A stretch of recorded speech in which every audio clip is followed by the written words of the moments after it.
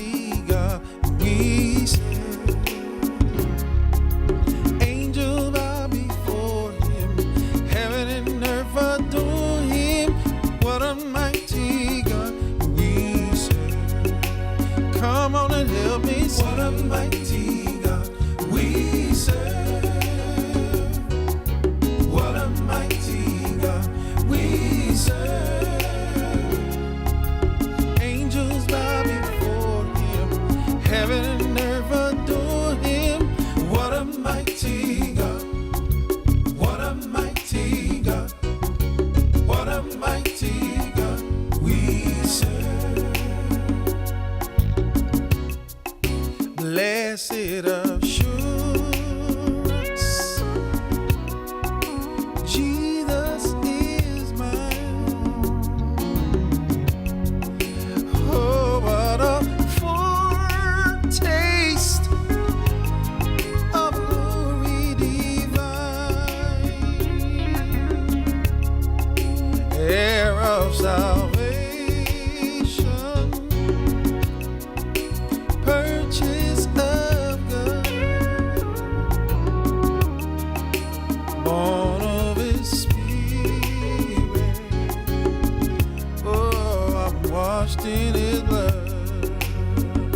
but this is the part I like. This is my story. This is my song. Praising my Savior all the day long. This is my story. This is my song. Praising my Savior all the day long. All the day long. All the day long. All the day long. All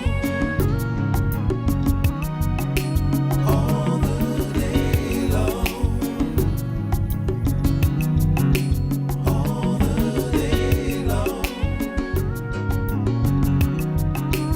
All the day long. All the day long. All the day long. All the day long. Okay.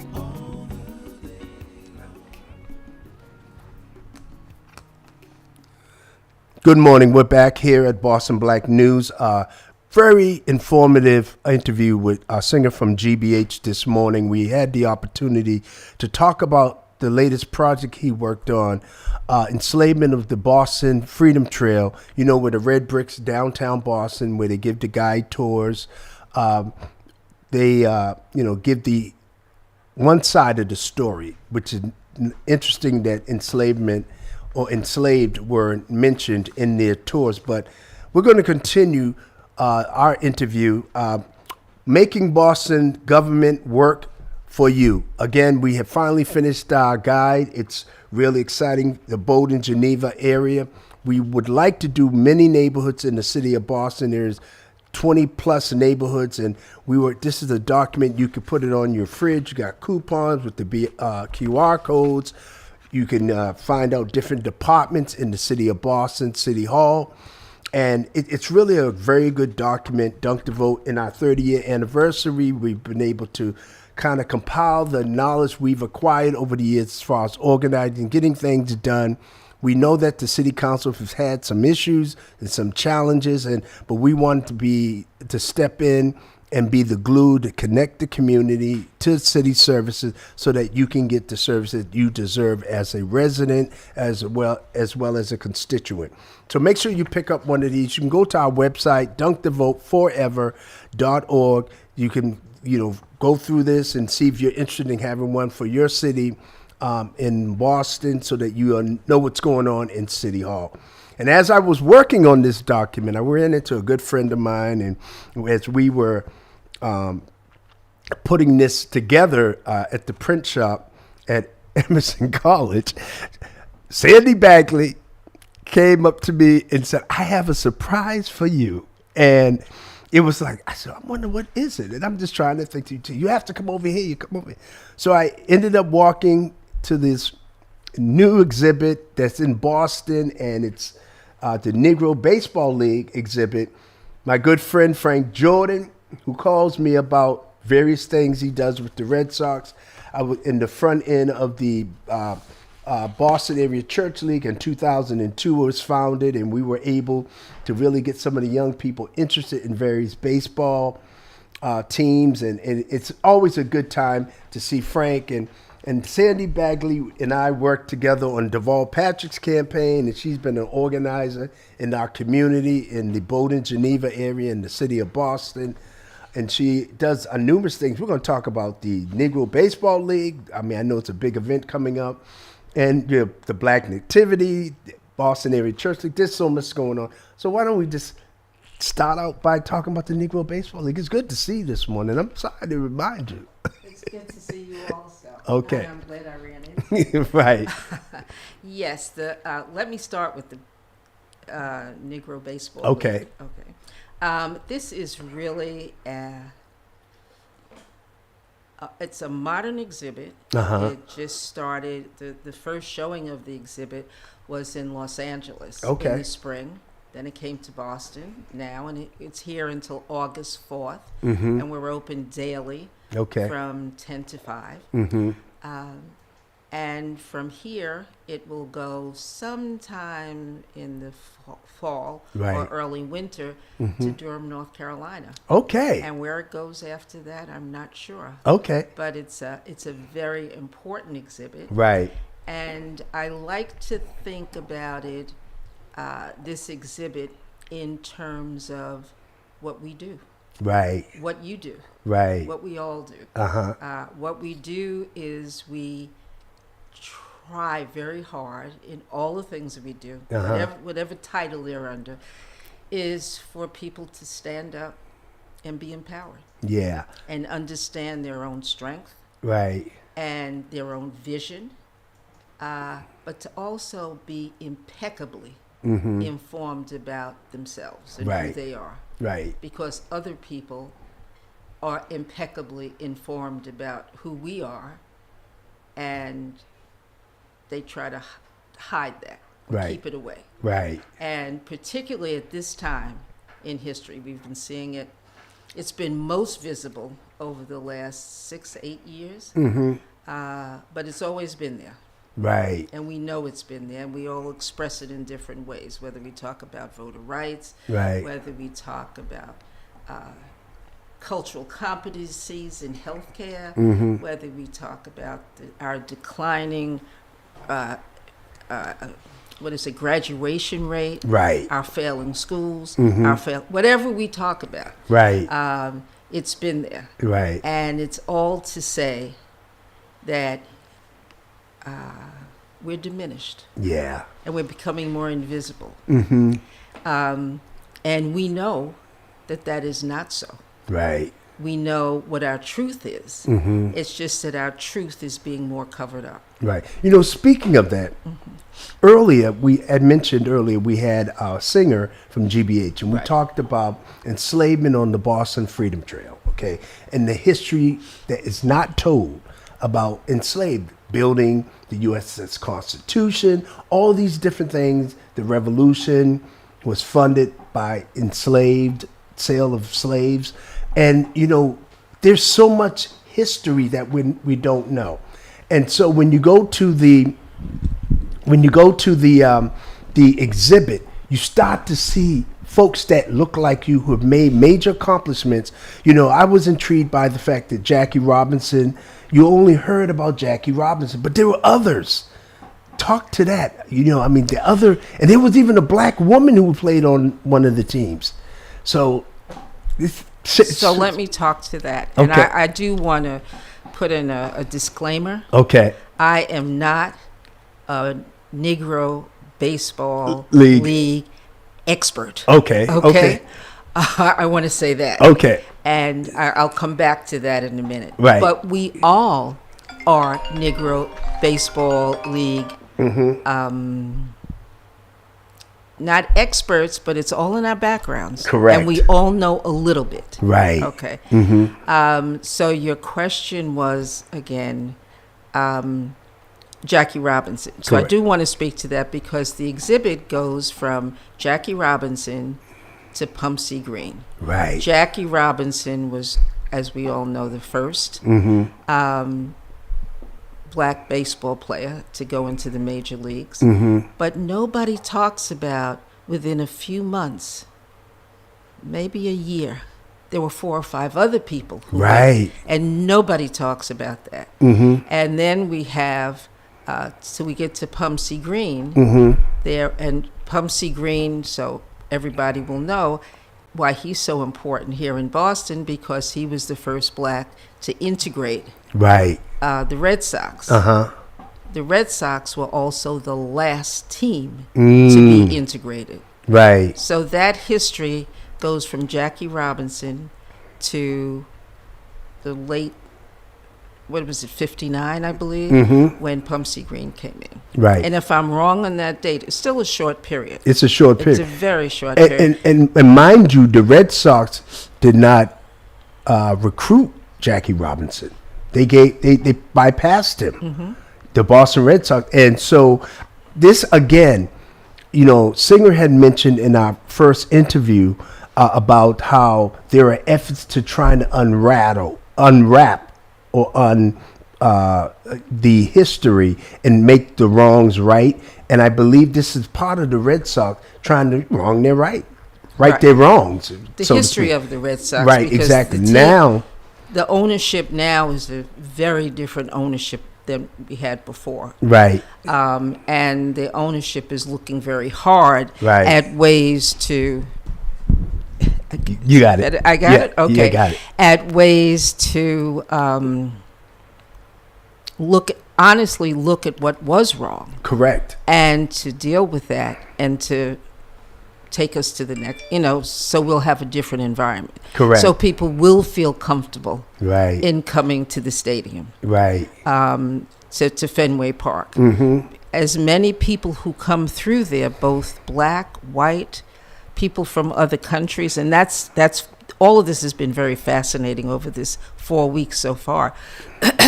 They all talk about if historically they've been coming to Fenway Park, they all talk about the tension and the negativity. Wow. And the throwing of eggs, and just historically. Right. It was just not a welcoming environment for black people. Right. Or people of color. Right. And I've seen some progress, I have to admit.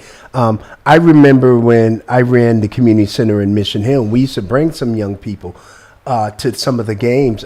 We were actually funded through the Boston Red Sox Rookie League. And I know our dear friend, Frank Jordan, really pushes the Red Sox to really give back to the community. He does a wonderful job with that. And I think, you are starting to see more local groups going to Fenway.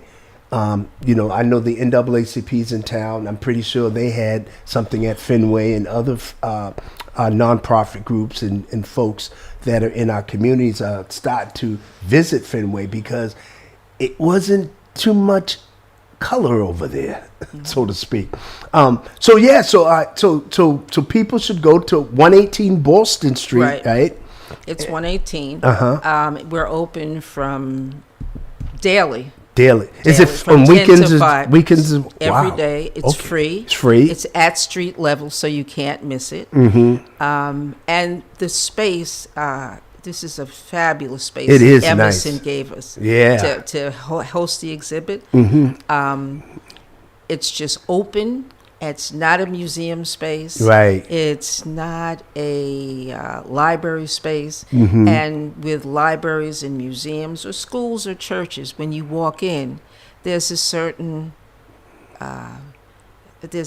demeanor you should have, a certain presence, you expect a certain kind of staff, Right. or greeters to come to you. This is an open space. Right. And the way the exhibit is configured, you are in it. Right. You're physically in it. You're not looking up at walls, things hanging on the wall. You're physically in that space.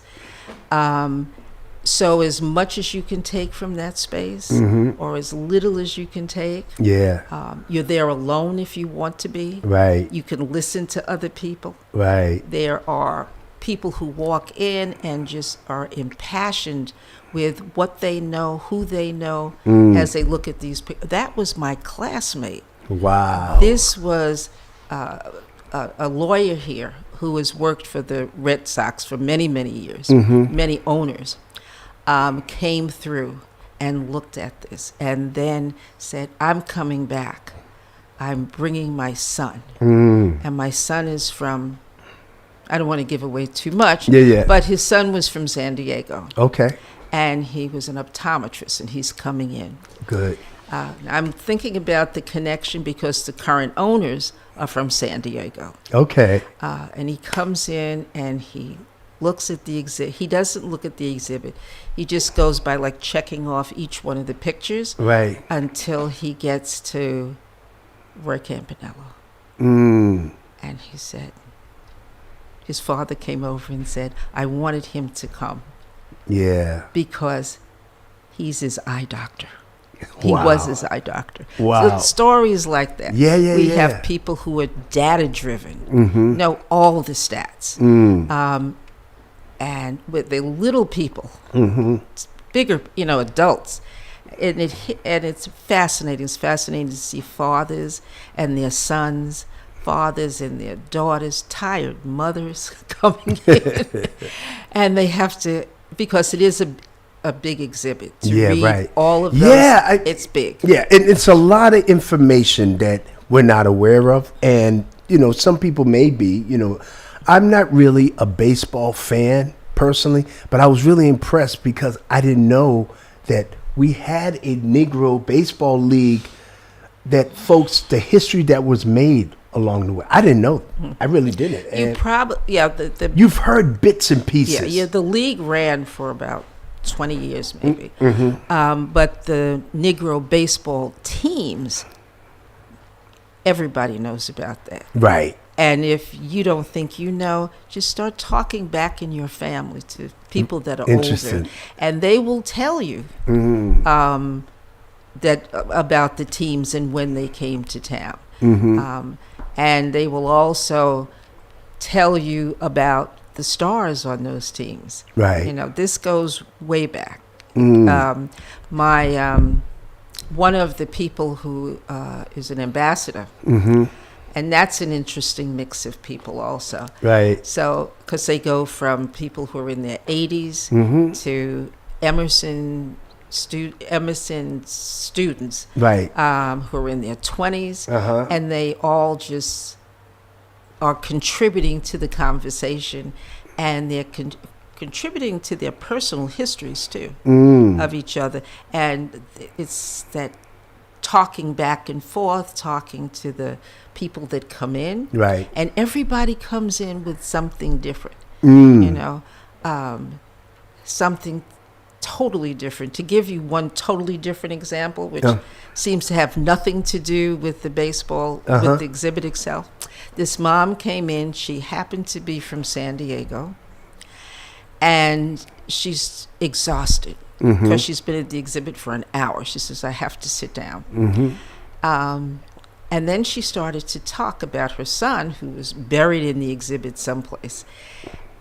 And she said, I said, you came from San Diego to see this? She said, yes, because we're on our way to New Hampshire. My son's going to baseball camp. So in my head, he's going to baseball camp to sharpen up his skills, and Right. etc. And she has a book, which I will show you, the cover of, and it says 118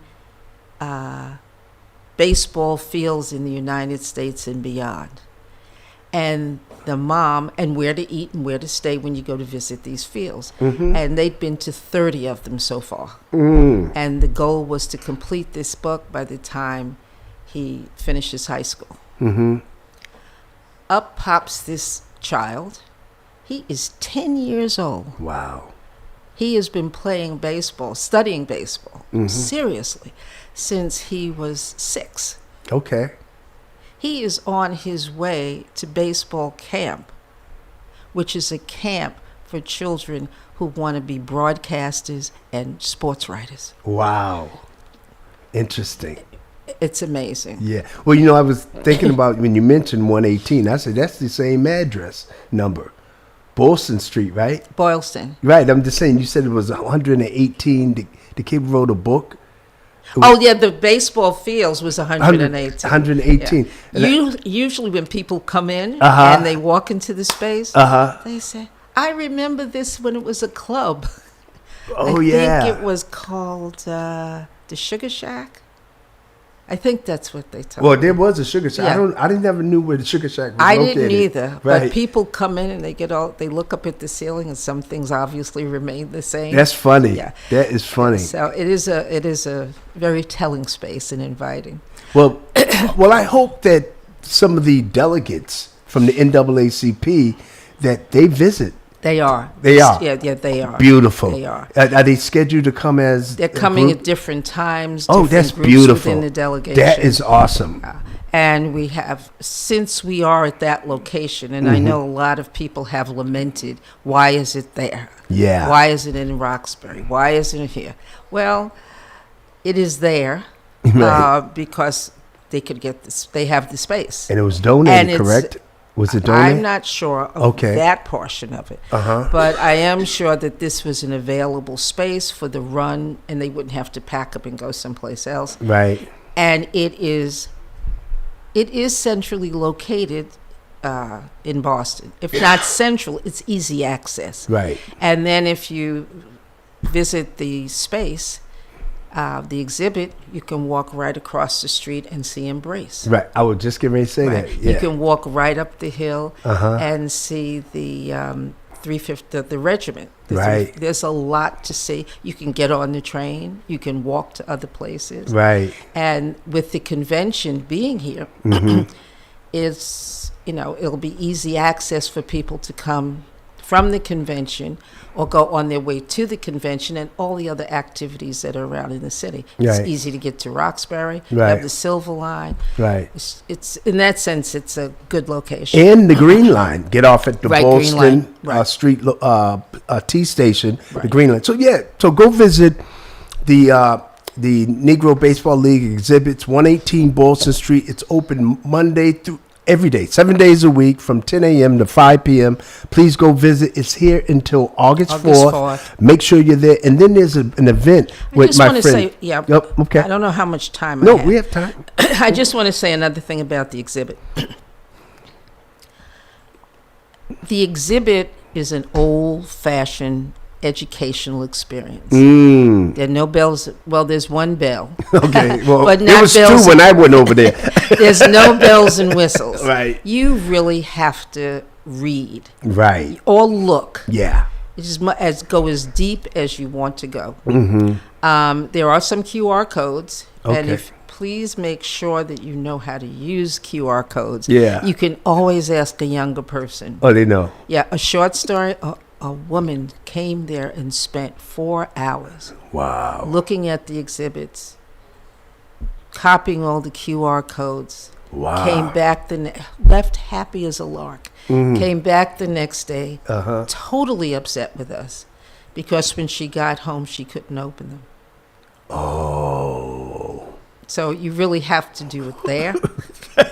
Well, I mean, that's the generation gap. Okay? On the other end, little people come in. I call them little people because they really are 4, 6, 8. And they know everybody up on those boards. Oh, yeah. They know the exhibit because there's an incredible video game about the Negro League and about the players. Right. So I just want to say that this is takes us back to how we learn what our history is. It is by talking. It is by reading. And that's what you need to do when you're there. Right. And there's such interactions between so many people, internationally, locally, and you can tell almost who the experts are in a particular area. Right. And people will gravitate to them. If somebody asks a question or says something out loud, it's amazing. And this is our history. That's right. And this is a time when our history is being taken away. That's right. Or covered up. Covered up. It is right here, open, and it needs to be experienced. Yeah. I hope everybody does. I would feel, and our ambassadors would feel terrible. Right. If when it leaves on the 4th, that people will say, "Oh, you got to extend it." Right. Because that probably will not happen. So we need to take advantage of it now. And Bob Kendricks, who is the president of the museum, is here, and he will be here on Saturday. And we're having an event at the museum from 5 to 8. What museum? Excuse me, I keep calling it a museum. The exhibit. The exhibit, okay. Because it is that. It should be permanently in a museum. You know, when you showed it to me, I was like, I thought it was going to be permanent. Right. Yeah. It should be. Yeah. The museum is in Kansas City, Missouri. Right. Whoever can go should go. If you can't go, this is opportunity. You must go online. Yeah. The archives are incredible. Their videos you get such a broad vision. This is only one piece of what the museum is. It's just only focusing on these 18 players. Right. Yeah. And he's going to be at the exhibit 118 Boylston Street. Okay. From 5 to 8 on Saturday, the 29th. Right. And he's going to be there for the entire time. He's going to talk. He's going to visit with people. There is going to be, you got to get there early because there is going to be some caps and those kind of things. And I'm understanding that with the press that's been going out, they are having a very hard time keeping stock, of all these things. So we were able to get some here. They can be ordered online. Wow. But he will be here, and that's good. I'm not going to say which player, but there'll be people there, current players. That's good. Players of this era. Is Frank coming up? Frank is here. He's here. He's here. Uh-oh. And while we're talking about Frank is the architect, the That's glue right. He is. that brings us out. Frank Jordan is, as you know, a special advisor to the Red Sox. Correct. And he does these kind of amazing bringing together of people around specific issues. Where there's an opportunity to teach, that's what he wants to do, and he does it in a mass way. Right. I first met him, I know you've known him much longer, but I first met him when he pulled together the celebration, the 50th celebration, and the first for Vietnam veterans a few years ago. Okay. And that was done at Fenway. And he was expecting, I don't know how many, maybe, I don't know. Don't want to quote a number, but it was a number we could all understand from the area, maybe. Some thousands. Right. Small thousands, under 5. And the response was huge. Wow. It was huge. But it was an opportunity to acknowledge, an opportunity to honor, and an opportunity to teach. Right. And this is in keeping, he and Bob coming together are in keeping with that tradition. That's awesome. Yeah, and Bob is an incredible speaker. If you get the opportunity to go to the exhibit, it's what time is it? This Saturday. This Saturday at 5 p.m., 118 Boylston Street. We have some other things. We're going to turn our conversation to some other things. Before we go to that, let me just go to Bob will also be, remember I said this is for the young people. Right. Bob will also be here on Saturday morning, the 29th, at Walsh Park in Dorchester. Okay. He will be there as part of the Boston Area Church League, which is a baseball league training that happens in the summer, and it's still open if people are interested. But you should come. Yeah. You should come and see the league, come see Bob as he interacts with the children that are there. That's awesome. Yeah, okay, that's exciting. Good. And we have one other event, Black Nativity. Yes. Okay. Let's talk about that. Okay. Black Nativity is officially announcing that its season will start. This is its 53rd season, and it will begin the first week in December and run for 3 weeks up until Christmas week. Is this at the Temple? It's at the Paramount Theater. Yeah. We've been there now we were nomads for part of the 50, but it's kind of permanent nomads. We would stay in a place for, a few years. But now we're at the Paramount. That's great. We've been there for 10 years. Really? Yes. I thought it was at Tremont Temple. It had been at Tremont Temple for many years. Yeah, many years. I was one of the three kings or something. One of the three magi. The three, right. And I would hope you would come again. Yeah, that was so funny. Let me just take 1 minute to talk about the magi for a second. the Magi are the three kings that come from different areas that are bringing gifts to the new child. Right. Our Magi have been a very important part of this program, of the production. Right. And when I say program, Black Nativity is a performance piece as well as an organization. As you know, it's comes out of the Elma Lewis School and the Right. National Census, so the values and educational programs that we're doing that's part of Black Nativity. A piece of that program are the Magi, because it was a way to introduce the men in Boston and all of the things that they were doing Right. in different professions, different jobs, Right. and have them as so young people would know who they were, and when they saw them, this is part of your community. And the men come back every year. Most of them come back. Every year, I guess you'll have to come back. You have to come back. Come back every year. Uh-huh.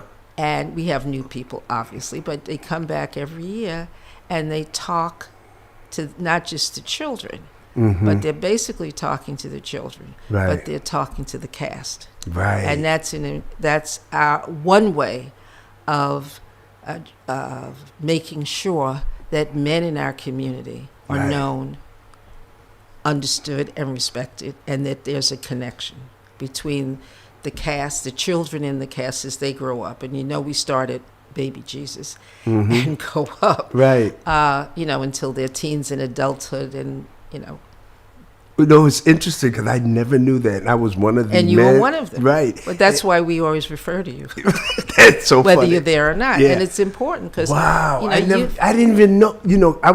That's when I worked in the administration for Governor Deval Patrick. And they had asked me to be, I went, but I never knew that was a way to acknowledge black men or men.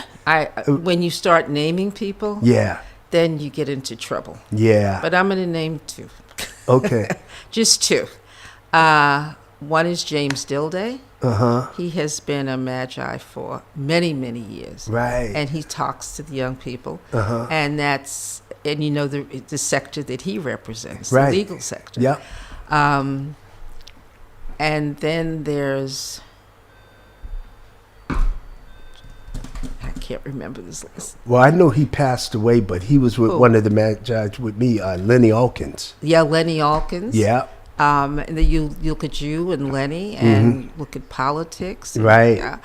and I'm going to stop right now because I'm going to forget. But we have educators and doctors and bus drivers and everything that it takes to make this city run. Right. Make this society. Awesome. Ministers. Yeah. So it's okay. really So this exciting. is taking place At the Paramount, Okay. the first week in December, for the first 3 weekends in December. And tickets will be available probably by August 15th. Okay, this is awesome. Wow. And they can find out more by going to Black Nativity Boston 2023 at gmail.com. The website is www.blacknativity.org. So make sure you go support the Black Nativity and the Mag guys, right? The Three Kings. The Three Kings. That's what I call them, right? The Three Three Kings. Kings. Why are you looking at me like that? You're looking at me like I don't know what I'm talking about. But because I did know what I was talking about because I was one of them didn't know what they were doing. But anyway, so make sure you go to these events. We have the Negro Baseball League, the Boston Area Church League. We have some special events going on. And we have one other topic that you're the chair of Mass Energy. Oh. I'm the former chair of Okay. Mass Energy, which now is Green Energy Consumers Alliance. Now, what does that mean? Most people will know it from, it's been around for, this is our 30th, maybe we're more approaching our 40th year. Okay. It started with the oil crisis in the late 70s, 80s, when we just had this I trying to think who was in office then. I can't remember the president, but I should. Bush? No, he was the Hollywood actor. No, I just said oil. The Hollywood actor. Reagan. Reagan. Okay. God, I hope the Democratic Party is not listening to me right now. I can't remember. That's all right. That's all right. But anyway, when Reagan was in office and we had that oil glut, another political person, Mark Drayson, you remember, and some other people started what was called an oil consortium, a co-op, to try to get people heating oil at a cheaper rate. Right. Now, we know what Kennedy was doing. He came later, what he was doing.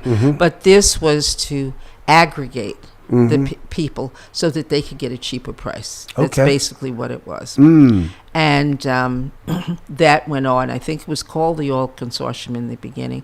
Then it became Mass Energy as the whole area of energy in the 80s began to change. And we were looking at other types of energy other than fossil fuels. But at the base of Mass Energy, which is now Green Consumers Alliance, is aggregation. And that's our strength. We aggregate to communities. Right. That's individual people in communities. We aggregate to cities and businesses. Okay. So, yes, we still deliver oil, fuel oil, because people are still using fuel. Right. And we try to get people away from that as we come to clean energy. Okay. So, and that's an array of things. We're very involved in what is called municipal aggregation around electricity. Remember when all those people, when you went to deregulation and you'd get 10,000 people knocking at your door to say, let's switch, and then they would say it was lower and then the prices would raise. Right. And then consumers were stuck. So we're working around on what's called consumer aggregation, or municipal aggregation, where communities, cities and towns can sign up, can opt for the best electricity rate that they can get with whatever company. Right. And that's negotiated for them, and that gives them a lower rate. People can opt in, or they can opt out. They don't have to do it. Right. But obviously when a city does it, a municipality does it, it's at a cheaper rate. Correct. For the citizens, and it's no cost to the municipality. Right. Okay. That's one of the things we do. Electric cars. We were the first ones to bring an electric car program to the Northeast, where anybody can buy an electric car, and you can do it at. We make sure that you get the best rate, that you get the deductions that the government allows, both state and federal. Right. And then we work with dealers to make sure that you get an additional rate. Okay, we don't make money on the cars. We make money on. We get a fee.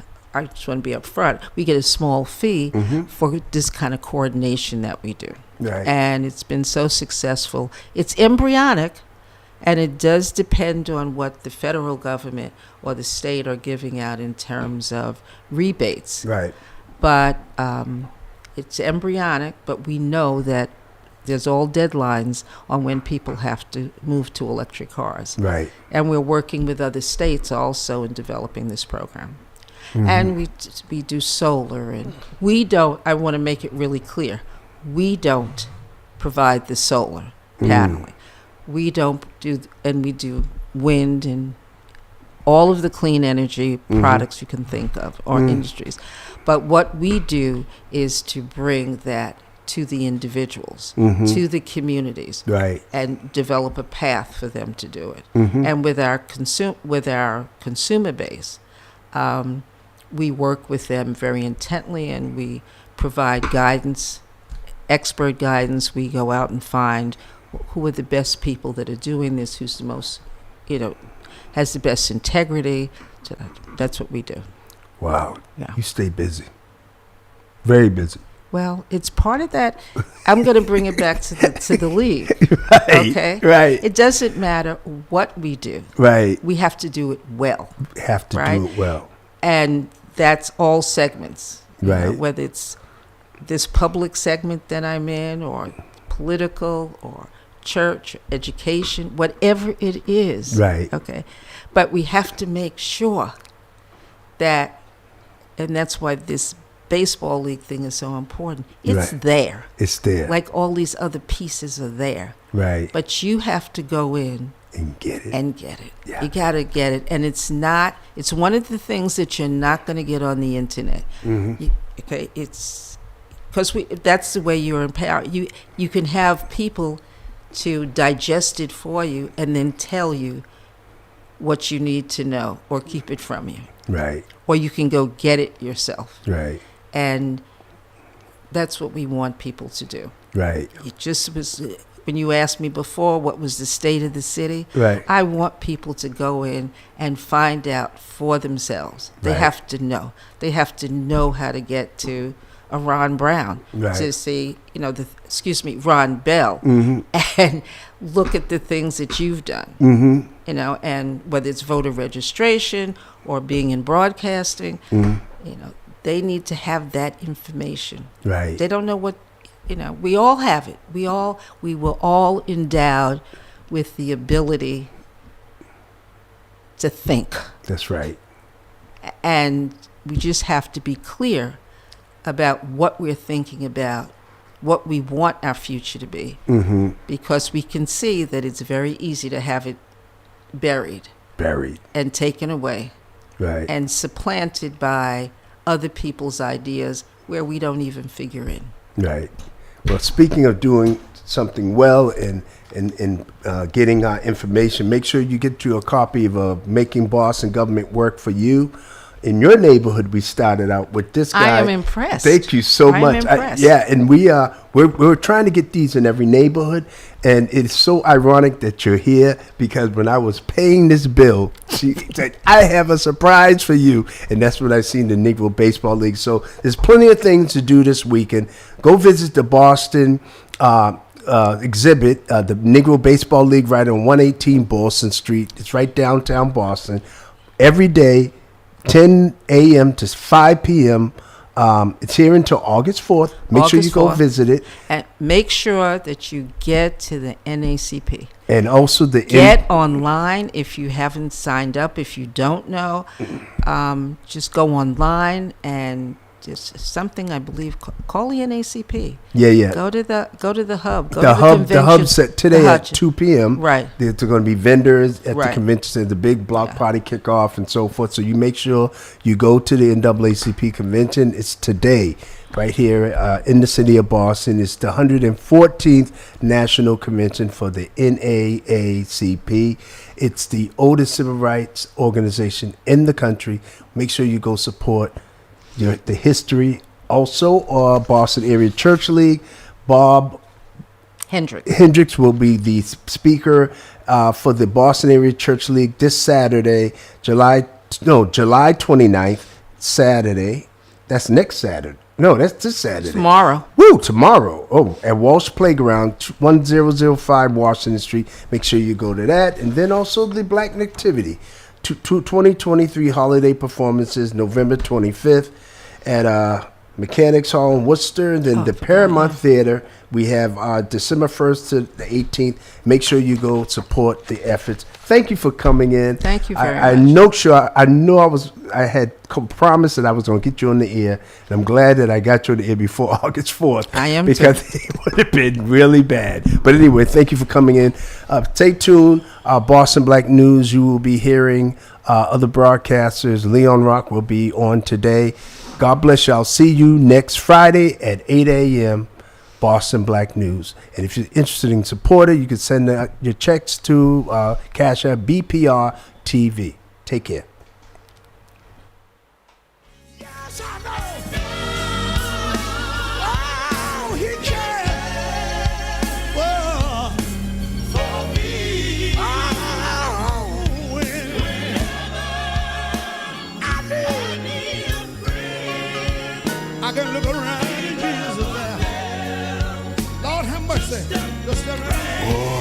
Praise the Lord. You know, that is a touching song. Wow, wow, wow. You know God cared for you all. Look what he did. He said, if any man come after me, let him deny himself.